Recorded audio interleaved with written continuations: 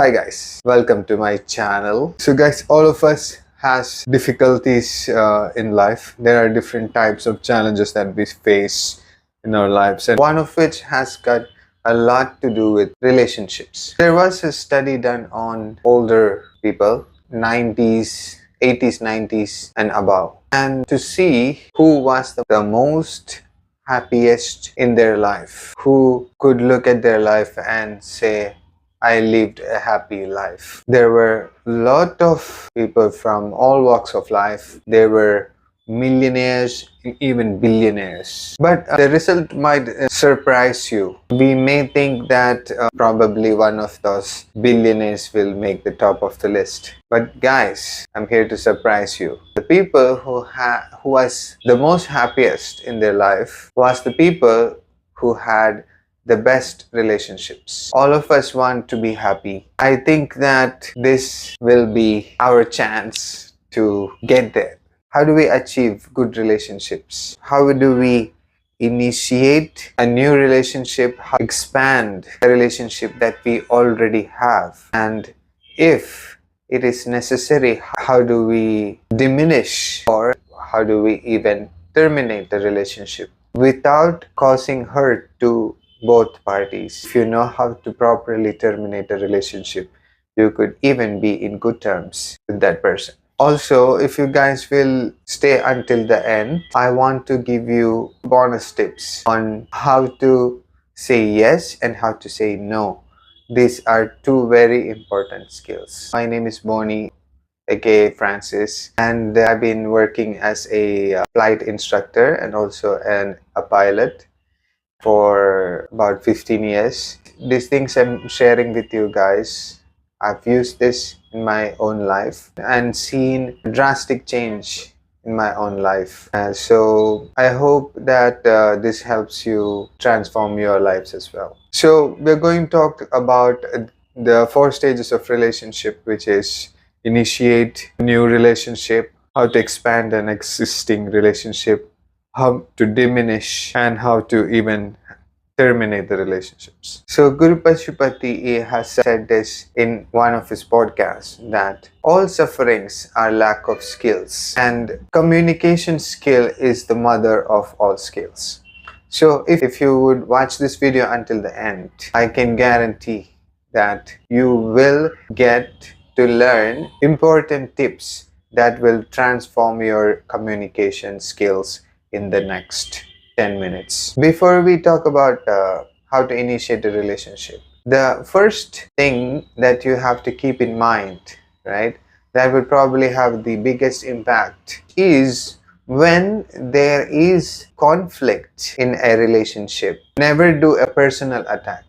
Instead, you only talk about skills that is missing. The second thing you have to remember is that when mistakes happen between two people in a relationship, never sit on a moral high horse. So what does moral high horse means? It means that I am morally better than you. So I'll give you an example. Let's say there are two people who had a relationship and the one person decided to change their mind. That would be the third important thing, which is anyone has the right to change their mind. I'm not saying that one day two people who was in a certain agreement, the one person changed, okay? The person who changed their mind, it must be of course able to clearly articulate to the other person and convince the other person that why he or she changed their minds, and in that case the other person might be able to do something to convince them they don't have to change their mind, because it's all about mutual benefits. Relationship is about mutual benefit. So we will go more into that soon. Let's say two people are in a relationship and one person decided to change their mind. In that case, one person can say, if it was me, I would never do that.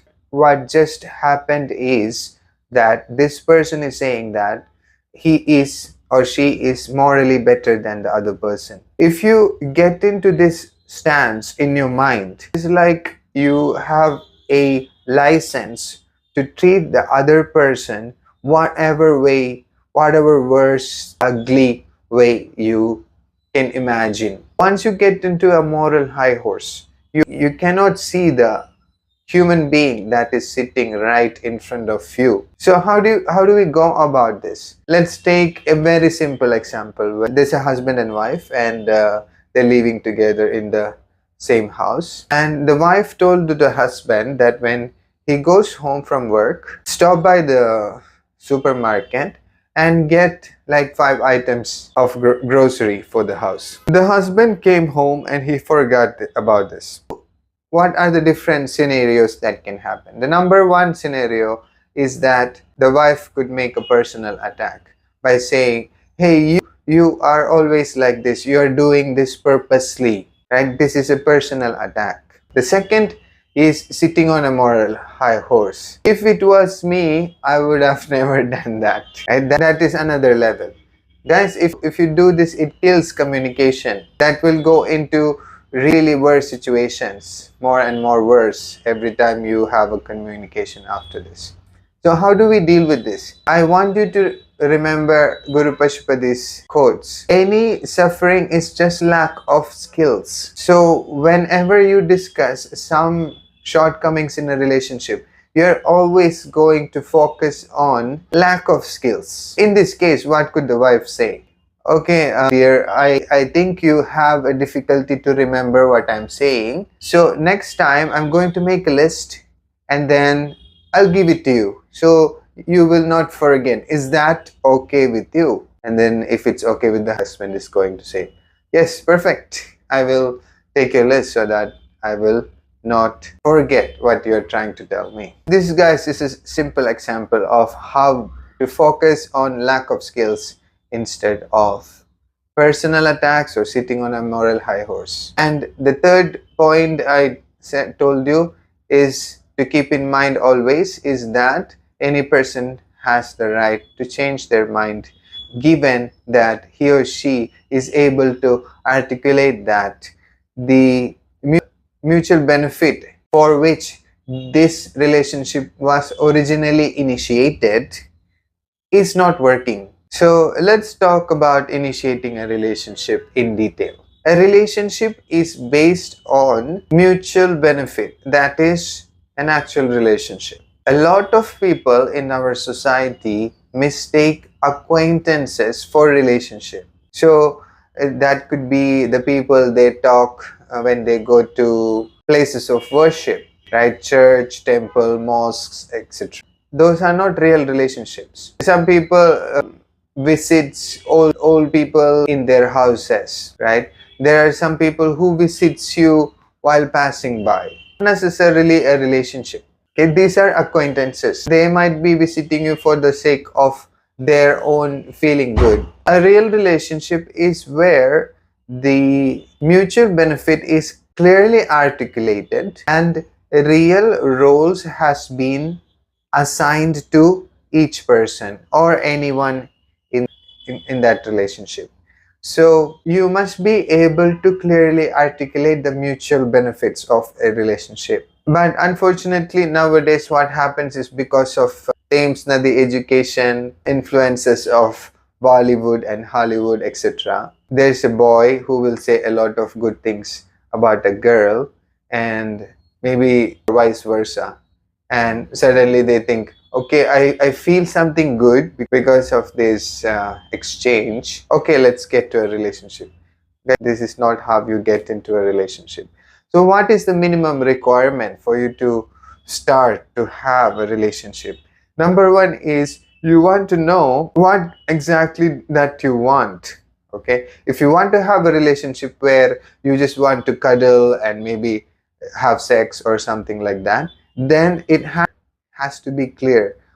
I'm not suggesting anything, but I'm just saying about a very lowest level of relationship would be that. And so those are relationships where that which mutual benefits is not there anymore, then you can separate. You can say that it's not working out. Okay. Now, if you go into more deeper and deeper levels of relationship where you are in a romantic relationship, you are husband and wife, then you have more than one mutual benefit that is included for both of you.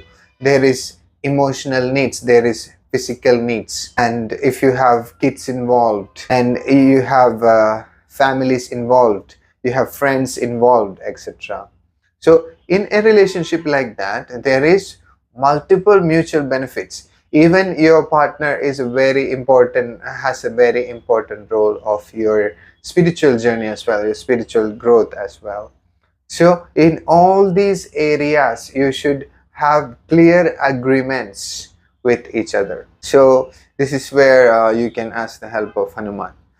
The minimum requirement of having a relationship is you clearly know what are the mutual benefits and what are the roles needed to fulfill those roles for each other. So it has to be clear roles. This is what Guru Pashupati teaches. For example, a lover is not a clear, a husband and wife is not a clear role. Okay, it is when it comes to the relationship. So when it comes to things inside the bedroom, they can be called lovers. That is one level of this relationship. When it comes to another level of relationship, when duties inside the house, one is a housewife, and the husband is the one bringing in resources, the wife is going to be called a homemaker. The husband is going to be called provider, right? So you got an idea what clear roles has to be. So once you have the clear goal, you can meet a person and articulate, hey, this is what I want, these are my needs, what are your needs, and let's see if both of us can give each other this exchange of needs. Okay. This is nowadays, guys, this would be the best, most practical way. A lot of people will be happy to do this if you would come sit around and say, okay, this is what I want, and you are going to ask, always focus on the skills and ask, do you have the skills to do this for me? And you can tell me what you want, and I can tell you if I have the skills. Okay, both of this sounds good, but I'm going to assess myself. I'm going to evaluate myself and say, I like this, I want to take this up, but I don't have all of the skills that you are seeking. Both of them can say, okay, and if I say I don't have skills, that's a big opportunity for me to learn. So